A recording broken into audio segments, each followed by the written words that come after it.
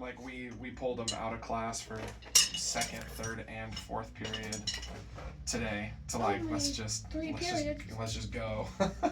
Nice. So, especially for the first time, I think, since I started working with him in 2017, I've actually got somebody on quints. Wow. Yeah. And he's busting his butt, so he's making it happen. It's rough going, but he's working hard enough that I'm willing to let him try. Nice. So, all right. So, what did you have a chance to work on this week? Jazz a few times. You did do jazz a few times? Nice. Oh, okay. Yeah, that came out pretty clean. You do that for me one more time? It's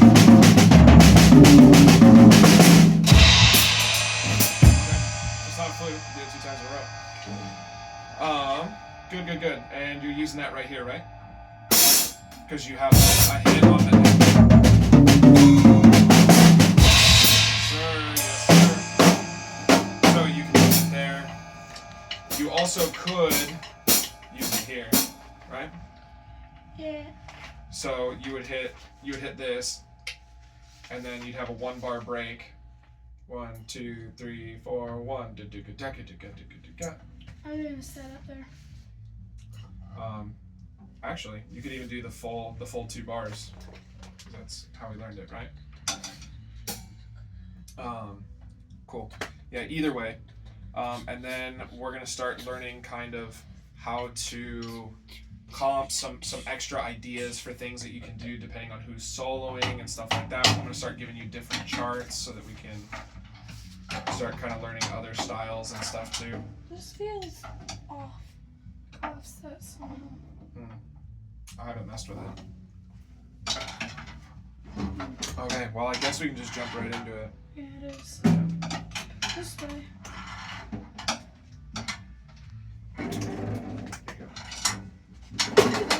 Out of nowhere? Yeah, but we're gonna do some finesse stuff rather than just running it straight. Put it on.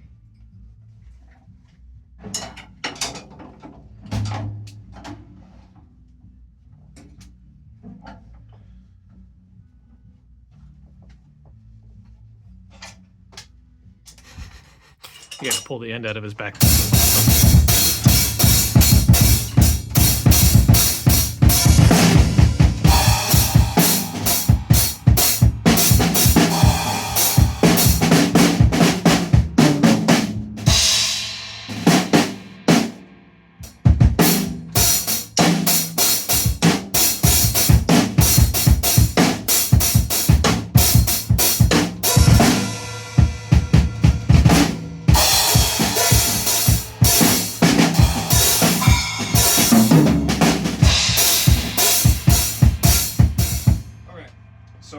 First, I want to hear you use it here.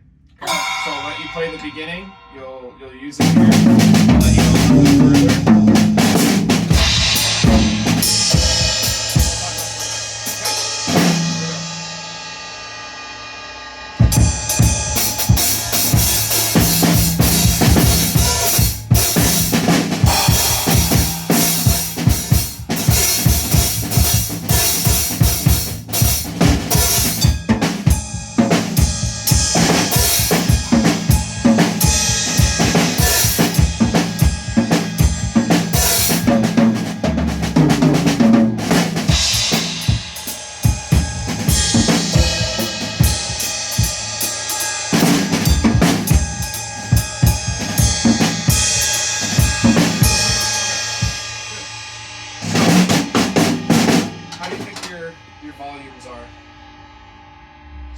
Pretty high, right? I'm warming up. So. Yeah, and that's okay. So even if your total volume is pretty high, right? We gotta watch the bass drum foot. We gotta watch the snare drum, right? So when you're doing specific accents and things, you're doing the rough bars right here and stuff like that. Like, cool. You can give it a little bit of meat. You don't have to be super shy, but we still need to. I'm gonna switch you into jazz mode. Ready?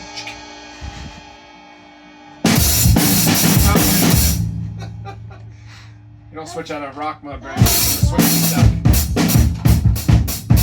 So this time we'll do the same thing. I want you to play it more like a jazz guy. Got it?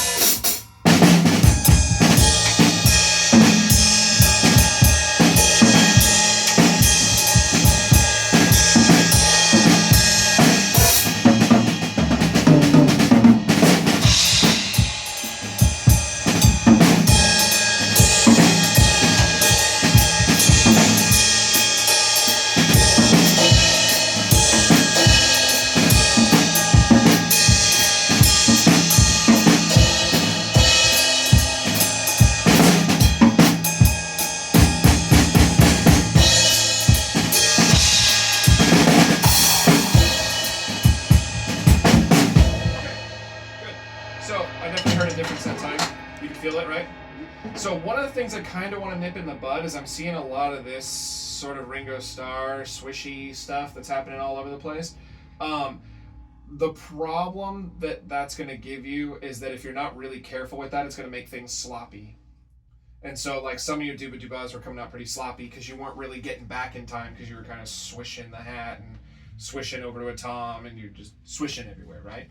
So if you're going to add kind of a stylistic flair, fine, but it shouldn't really take away from your precision. You know what precision means? Yeah. Okay. So I do want to kind of nip that in the bud. I want you to be able to, look and sound the way that you want to, but I need to also provide for you the best situation first that you can then kind of adapt your stuff later, right? Because again, Ringo made a career doing that, and a very massive one on top of that, right? But he made sure to, be exactly what the band needed, and the swishing came second, yeah? So another thing I want to talk about, it's very important that you keep that hat going as much as possible, okay? If you can, I can't. Not yet. So you can't yet, but eventually you'll get the hang of it, okay? But you have to start forcing yourself to use it in places where you're uncomfortable, okay? Eventually it'll become so second nature that you won't have to think about it anymore, okay? I don't want to take that from you because it's cool. It's cool that you won that, right? But I don't want that to be a distraction either, okay? So as long as you're listening and it's not getting tangled up in your hands while you're trying to play, then it's all right, okay? All that to say, this is super important, right? Imagine playing a rock groove, but you're missing the bass drum on beat 1 every time. A little janky, right? So you want to make sure that you keep 2 and 4 going as much as possible. When there's a whole mess of hits, maybe it's not as important. But as soon as the hits start spacing out a little bit more, you need to have it in there, okay? Especially once you get over here. All right? But if you can keep the hat going even with all of the hits, that would be even better. Just be able to, so automatic that it's just happening all the time. All right? And the way Dooba Dooba and Rough Bark are kind of set up to work, a lot of times it still lines up with your snare drum, which makes it kind of easy coordination-wise. It's not too hard. Because Dooba Dooba, right? Dooba Doo, that's beat 2. 1, 2, and. So you're just playing your hi-hat with your snare drum, no big deal. Okay, so first of all, this is good. This came out nice. Second time, your volumes were a lot nicer. I think the other thing that's really kind of fun is every week it becomes more embellished, which that was the thing that I told you way back when that you would really like about jazz, is that you like to just create stuff, and this is the perfect environment for that, right? They don't have written exactly what you're supposed to play, like rock and bass drum or some of these other things, right? You're supposed to do these hits, but technically you could do those hits in any way that you want every time. It could be different every time. Right now, I gave you a way to do it so that at least you have a set of rules and you know what you're supposed to do. But as you get better at them, you can change them around. It doesn't have to be dooba dooba every time. Dooba dooba, ba dooka deka ga. You can add ba dooba deka ba. One of the other ones is using da da da da da.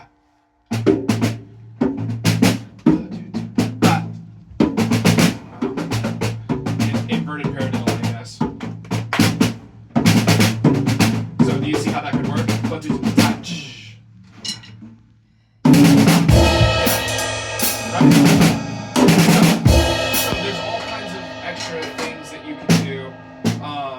And as you get better and you listen more and you develop more tools and stuff, it kind of like if you can think all the way back to the beginning when I was giving you pizza toppings, right, on your drum fills.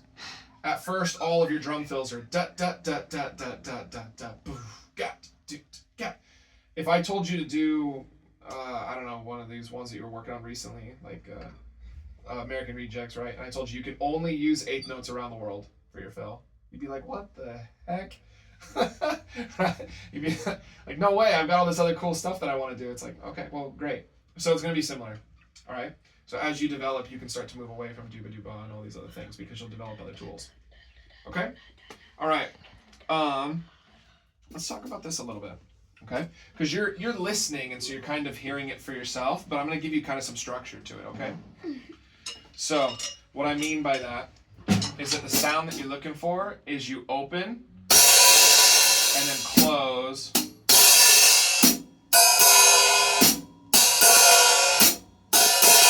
Right? So what a lot of people do is they do this. Right? They're only opening for the one hit. But it actually, most people actually like it better when you open for both. Make sense? So I'm going to show you this other thing that Al showed me that I really think is cool. Is if you press on the top hat a little bit here, it's going to make it a little bit sloshier and more consistent. Right? If I let go, it's a lot more open, right? So I get that slosh by pressing here. You also can play from underneath your hat.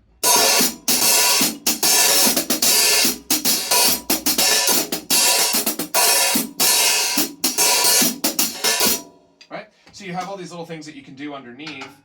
So I'm holding my stick like this. So I have my thumb here, and then I've got my index finger, and I'm pressing up on the bottom of the hat. So you can get all kinds of cool stuff. You can have fun experimenting with that. But ultimately what you're wanting is this. Can you try that for me? I can do that. Sure can. Me too. There you go.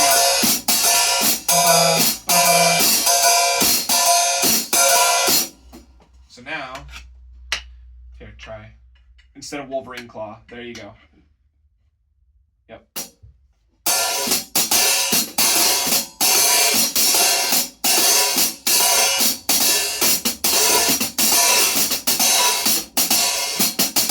Just showing it to you right now, but I'm trying to imagine by next week, if you really played around with that, all the cool stuff you can come up with. I know, but like, I'm hitting it with this part of the stick. I want to hit it with... Oh, the tip? That's a little bit tricky. So I don't know how you'd get the angle for that. Something like this. You'd have to be like way up here so that the stick can be lower. The further back you are, the harder it gets to... Because now my thumb won't reach, right? So, kind of a weird...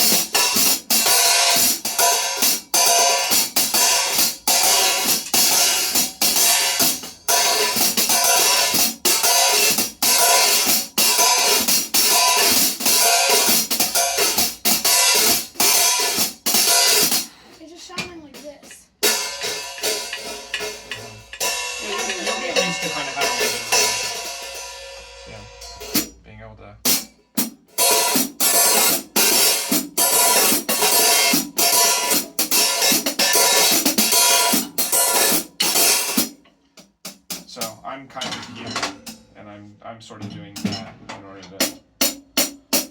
It's really more from my thumb than anything because I'm kind of pulling my hand up.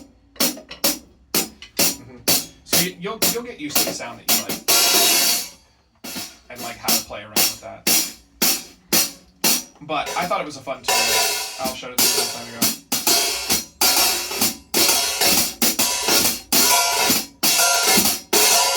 Okay, so quick question. When would you choose to use this instead of that? In the beginning part? Well, in the beginning part, sure. That you're doing that because they did that in the recording. So let's try a different approach then. Why do you think he chose that? The other drummer. Yeah, because you want to give a little feeling, not just all on the ride. A little. Okay, yeah, definitely onto something there. Yeah, it's a different flavor, so you're changing it up a little bit instead of being on the ride the entire time, right? What else? What do you think dynamically? Do you think it's a louder dynamic or a softer dynamic? I mean, it could be either, right? You could play the ride soft and you could play this loud. But you think if you played them at an equivalent like energy, which one do you think is going to be more like the down and which one's going to be more the up? This one, if there's like more, if it's like because the beginning part, it's pretty energetic. With this, if they had the ride, it's not as energetic. I think this is more energetic. Okay, so I think I think that's a good answer. But the thing about this in particular is that it sizzles, that shh kind of sound that you have going all the time. Shh, shh, shh, right? You got that kind of thing going all the time? That has a tendency to bury the other horns and things. So if you're going too sloshy with it and too much energy, then it ends up being kind of burying things. So oftentimes, like, I'll use it during soft sections. So it's because it's just drums and bass at the beginning, right?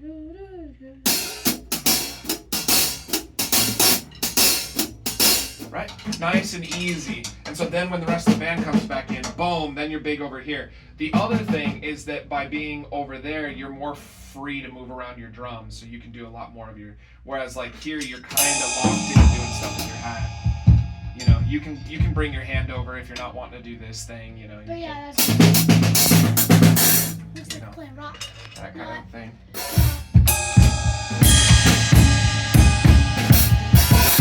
So usually what I suggest is when there's kind of a softer section, I would use this and then just be delicate with it. Yeah, instead of really just slamming the bejesus out of it, right? And so you can hear that reflected in the beginning.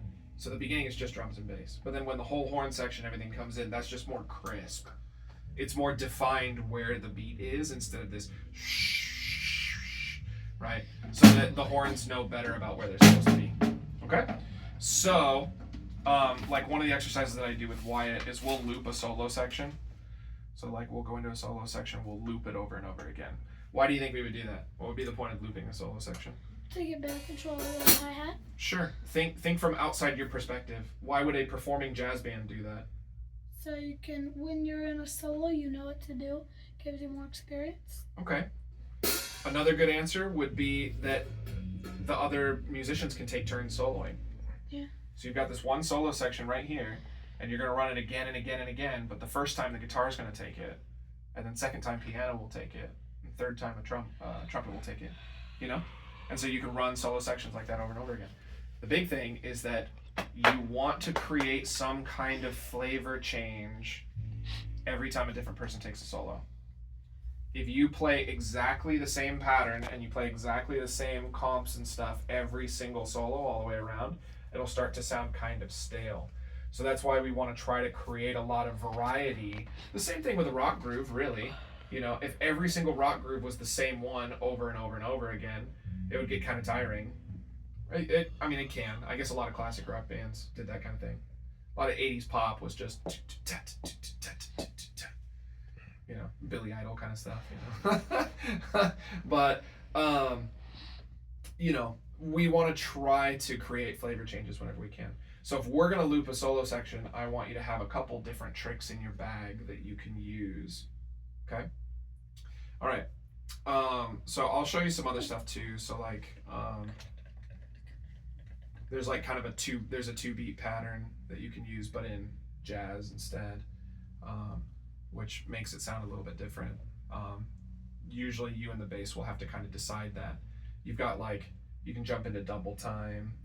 There's all kinds of things that you can do in order to make it more interesting. But at the very least, you know, if it's, so I guess the next question would be based on who's soloing, right? So if you have a trumpet soloing, do you think that's going to be big, kind of high energy? Mm-hmm. Yeah, probably. Yeah, a little bit more. Trombone, right? They're going to be kind of moving. But what about like if you had a flute solo? Flute solo is going to be kind of soft, right? So if it was a softer solo, you might want to come back to here, right? If it's Like a something big, saxophone? you know, if the guitar player is just going and he's just slamming, you can start using crash cymbals more, and you can start doing all kinds of stuff, right?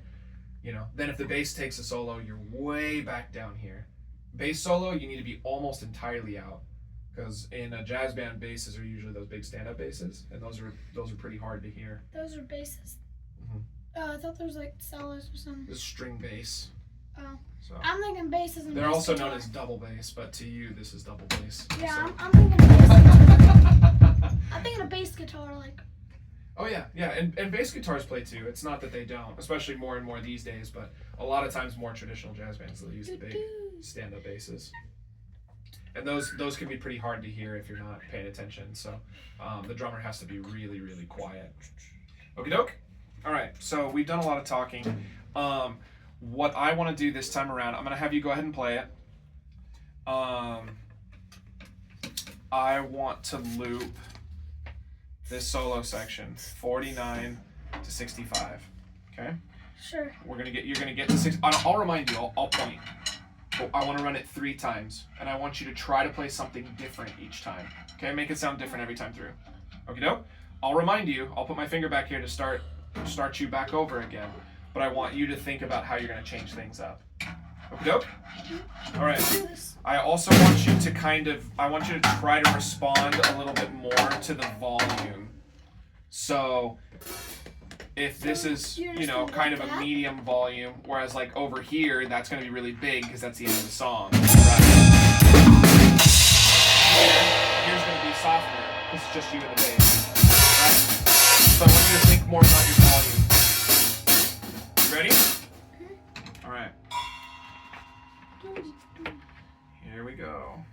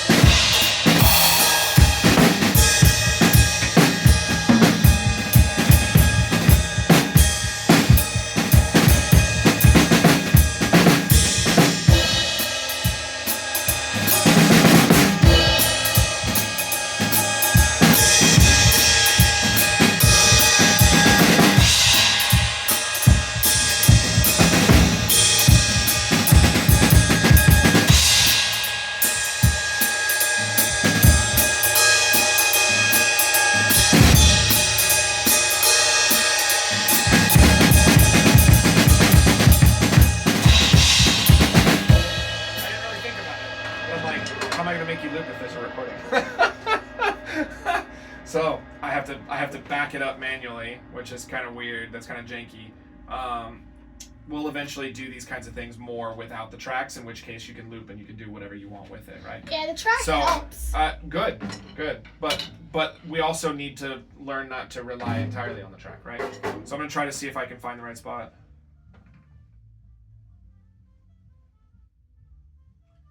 Okay, so I found it.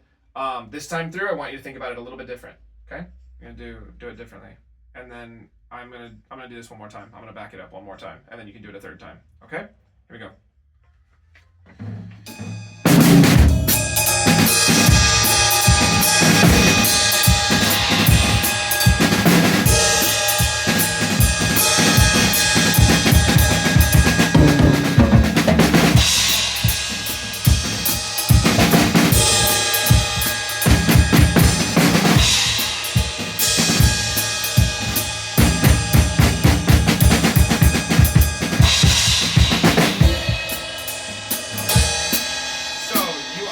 for a smaller or bigger solo section? I think a little bit bigger. Yeah, it was quite a bit bigger. You used more crash cymbals, you used the toms for your 3-5-4 and stuff. So you made a bigger, beefier solo section. So that would be good if the soloist was doing what? Louder. Yes, a big, beefy solo. You can be beefy right alongside him, right? All right, this solo is going to be a lot softer. So...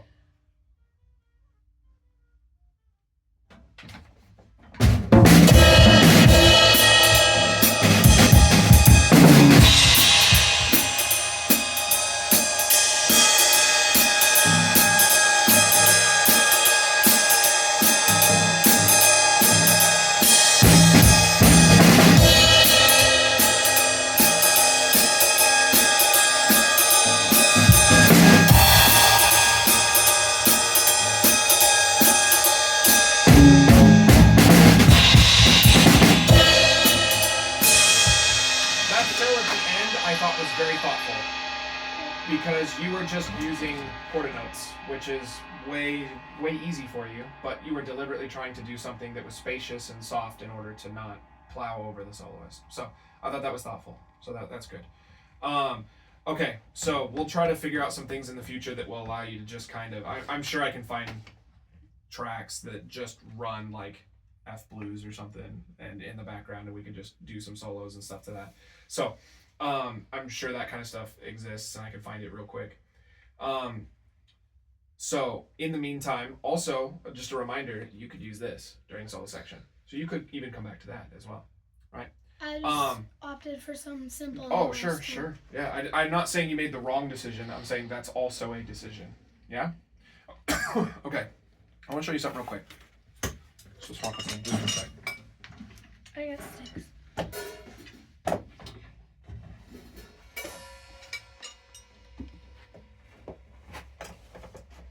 So, sorry. There's a lot of ways that you can do this that are going to have a big feel change, right?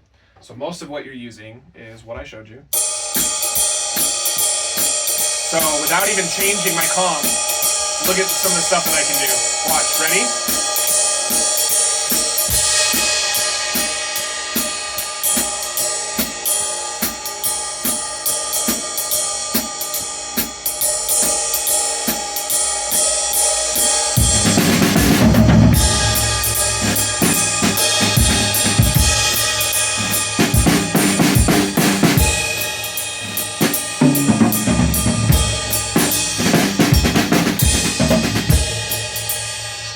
Difference between all three of those? So, what did you hear? So version 1, first thing I did. You stayed there? Yeah, just kind of standard straight ahead, right? You got, just keep that. Second version got a little bit more on the ride. A little more on the ride? Yeah, like a little more. Yeah, you're not advertising. Comping? Yeah. I'm comping on the ride. On the ride. Mm-hmm. So that's stuff that you can do too. You can, sometimes by creating space, you get a different effect. So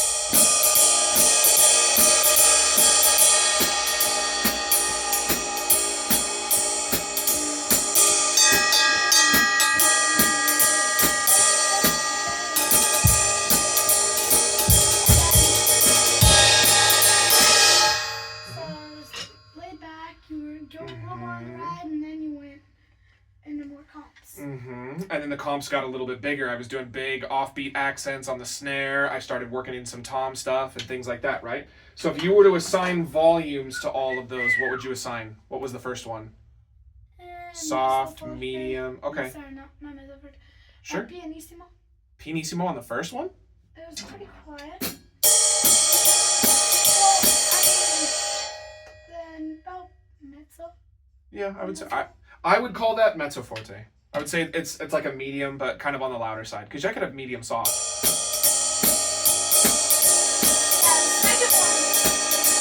The second one, Mm-hmm. Mezzo piano or even piano. And then the third one was forte. Mm-hmm. Yeah. I'd say mezzo forte. Yeah, I would say forte. This is mezzo forte and this is forte. It's kind of.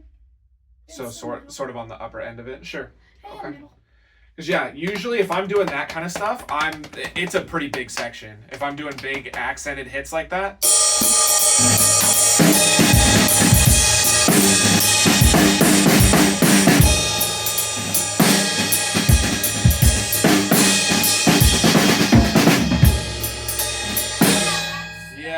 definitely like up in the forte, like even double forte kind of range. I'm not using crashes a lot yet, No. but it's up there, right? You're playing like me. And then I kind of move from here to kind of that. You went Mhm. low. So you see how there's all these little things that you can do that are going to change the feel a lot, right? What if I did this?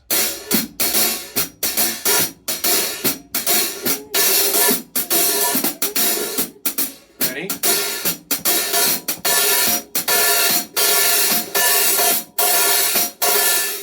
Forte. Big difference, right? What changed? Volume. That and that. Yeah. That was really the big change. I was swinging a little bit harder in order to create more volume, but just the difference of using the shank and using the tip of the stick is going to be a big sound difference, right? So that's one of the things that makes jazz so difficult to play is there's just an insane amount of nuance. Have you heard the word nuance before? Nuance. Well, you can spell it. Do you Yeah. know what it means, though? Diversity. Like a lot of different stuff. Okay. Yeah. It's- I think that's reasonable. It's a lot of small things that make a big difference, right? All those small So things. if I was playing a rock beat, I'm gonna change just tiny little things and it's gonna really change how it feels, right? See?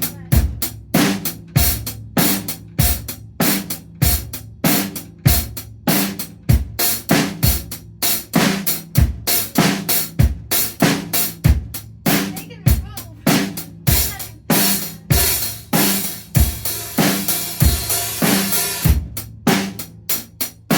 Now you're playing with some reason right there. Right? I'm making these tiny little changes. I'm changing how I'm playing the hat just a little bit here and there. Changing your hits a little bit. I pulled one of my bass drums just entirely, you know? There's little changes that you can make. What about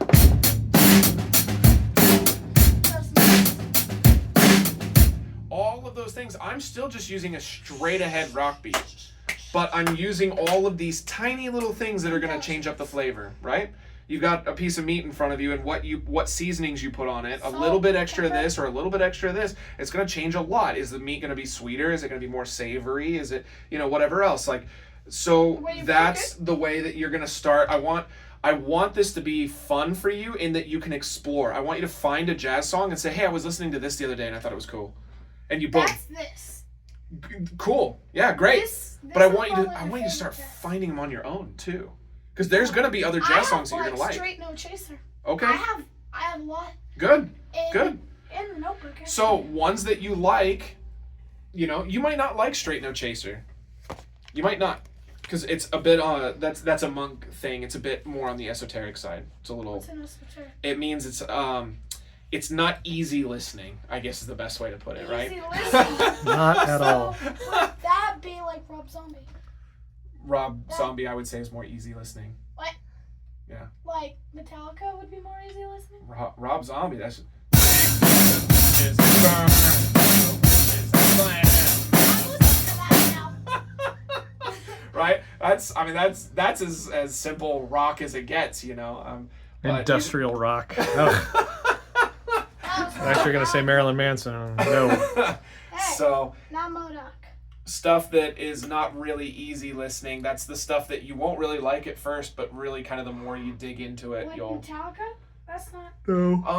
Let Well, me get the most complex band I can find. I think Dream rock- Theater for you. Yeah, Dream Theater, Rush, What's Dream Theater? Animals as Leaders, Periphery, some stuff like that where it's like Glass things are, well, they're really complicated and there's a lot of time signature changes and stuff. Like Tool can be that way. Tool's the gateway to those type Yeah, of things. Tool- I like Tool, actually. Yeah. What But about you could the- listen to some Tool what that would about be the- weird. I'll tell you Oh, now. yeah. Yeah, like I can't understand 46 and 2. Yeah, Also, I there's can't some weird understand stuff. The Octopus film.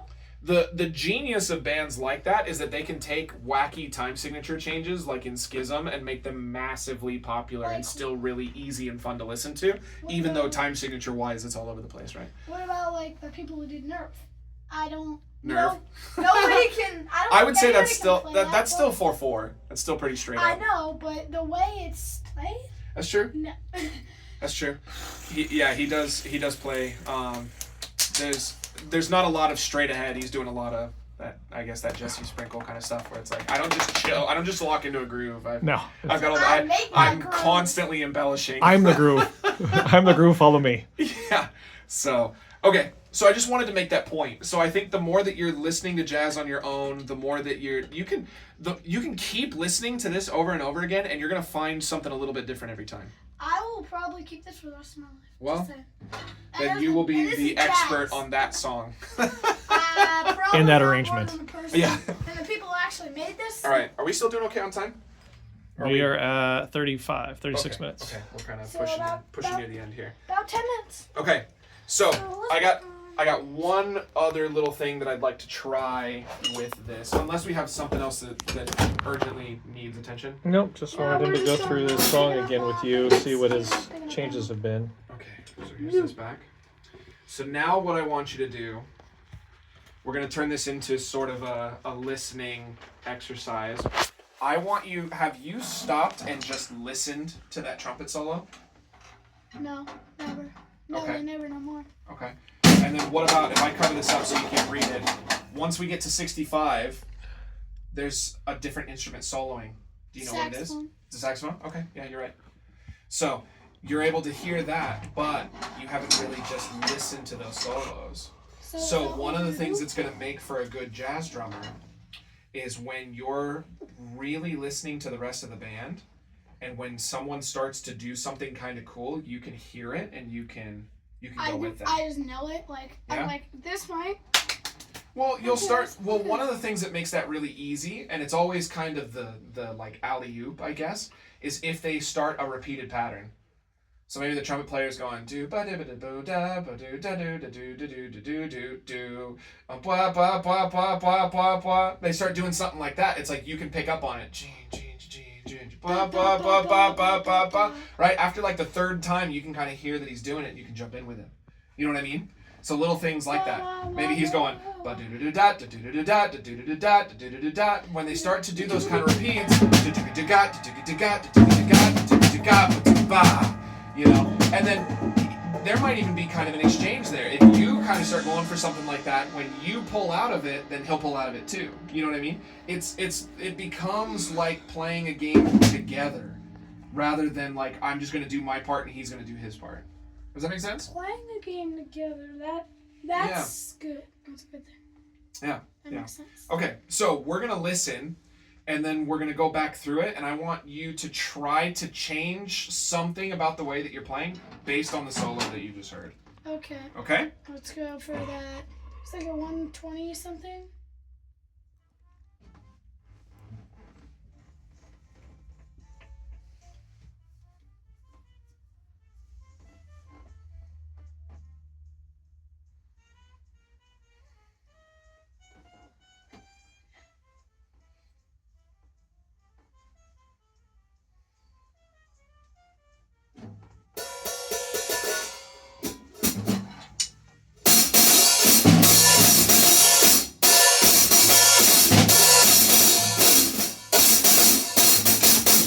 So, what could you tell me about the trumpet solo?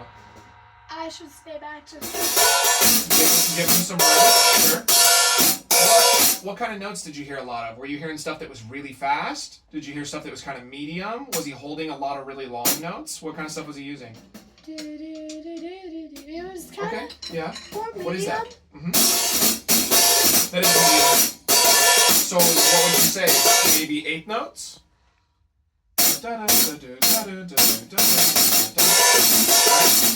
So if you kind of are playing with some stuff that's kind of 8-notey,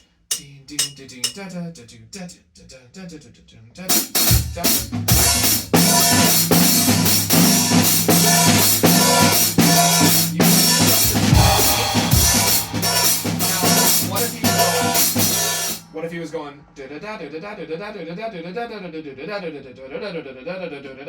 What are those? There you go. What are those? What kind of notes? I don't know. Not 8 notes. 16.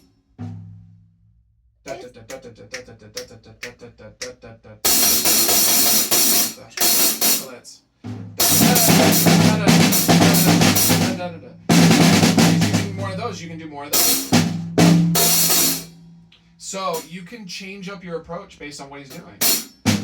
If there's a lot of really long head notes, you can kind of fill in the spaces in between, stuff like that. Yeah? Okay. So this time, I want you to try to change your approach a little bit based on what you heard. Yep.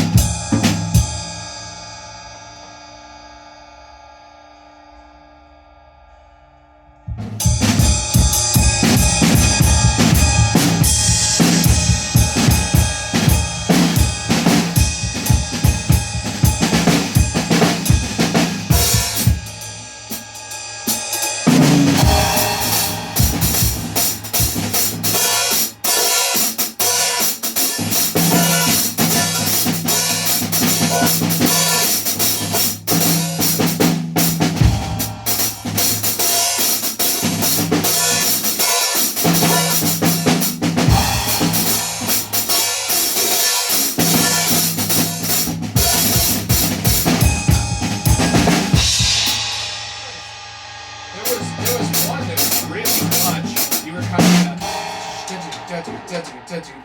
and it was like as he hit this top note. It's like, ooh, that's nice. Okay? So whether that was perfectly on purpose or likely not. I did not. I don't didn't know exactly where his high note was going to be. But the big thing was that time around, you were listening to the trumpet a lot more, weren't you? Yeah? Yeah. Because that's what I'm trying to get here, is that if you're just chilling, you got nothing better to do anyway. Tune in on what the soloist is doing and try to catch some things. Okay? So let's do the same thing, but let's do it for the saxophone solo. Okay.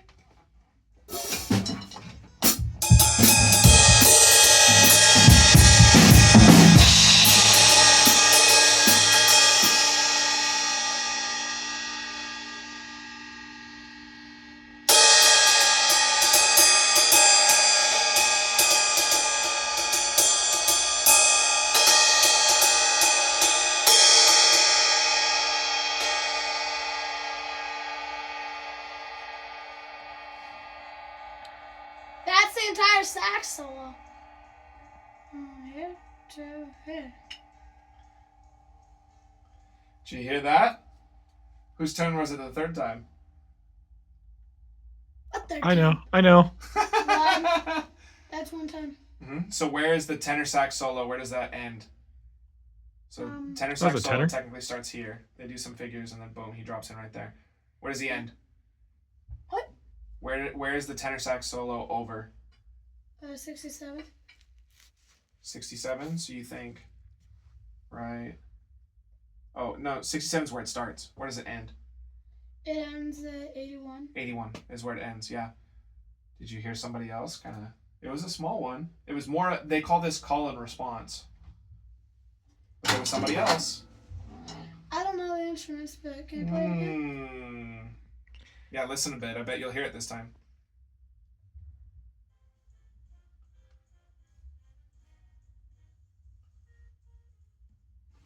That's the end of the solo. No?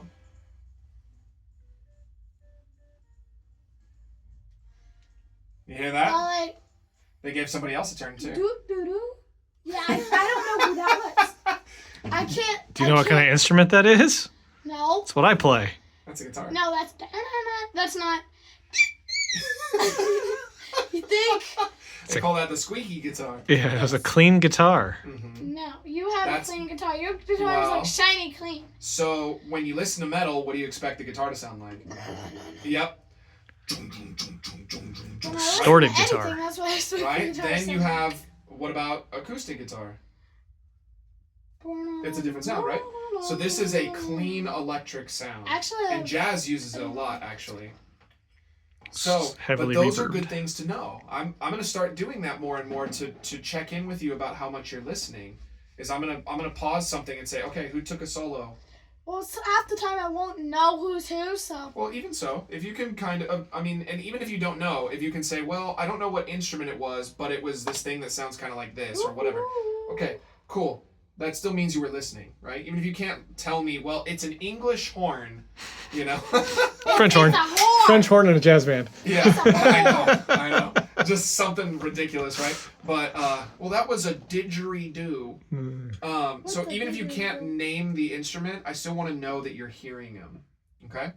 So we'll start to do stuff like that too. When we start doing our other listening and things, I'm gonna ask you like who just took a solo, or maybe I'll let you play through the whole piece and say, okay, list off all the solos you can remember. I'll Who be all had a like, solo? None. Because what's gonna start to happen is as you get more comfortable with jazz, you're gonna be thinking less about yourself and more about everything else that's going on because you're already confident in your ability to play, right? You've gotten very comfortable with this tune, so you don't have to think about yourself anymore. A little bit. So, And for on the example, beginning, you know, when right I was really paying attention this time, this is more call and response because the band plays, guitar plays, band plays, guitar plays. But during this section with the hits and stuff, the tenor sax kind of just played through all of it. They were doing these hits and things, but the tenor was just going the whole time. Sorry, I heard the tenor over the top of these rhythms here, right? Yes. That was something specific that popped out to me this time around when we were doing some extra listening, right? So the more you open your ears and the more you're thinking about what is going on around me and how can I help, you're gonna make some better choices, and other jazz musicians are gonna really love to play with you because they can tell that you're listening. So they tend to get annoyed when they get a drummer up there who's in his own little world and doesn't want to respond to anything that they're doing. Because someone will. It's kind of like playing catch with somebody who's not paying attention. Right? I get that. If you're sitting there and you're reading a book and a tennis ball just thumps you on the side of the head and you're like, hey, and you go back to reading, it's like, well, now we're not really playing a game. But if you were active and you caught the ball, you threw it back to him, now you've got a game going, right? Yeah. Do you remember us trading solos? A long time ago, I used to stand up over here and we would take these little like solos and things back and forth. You'd go for a little bit, then I'd go for a little bit. I remember I'd be down here and you'd be up here. Mm-hmm. And it Yeah. was, So that's trading. So they do a lot of that in jazz too. Maybe even in the middle of somebody's solo, he'll kind of look at you and he'll give you a nod. Like, hey, you want something? Here, take this. And then he'll play something and then kind of look at you like he's waiting for you to answer. And then you answer it. I can answer with a rock,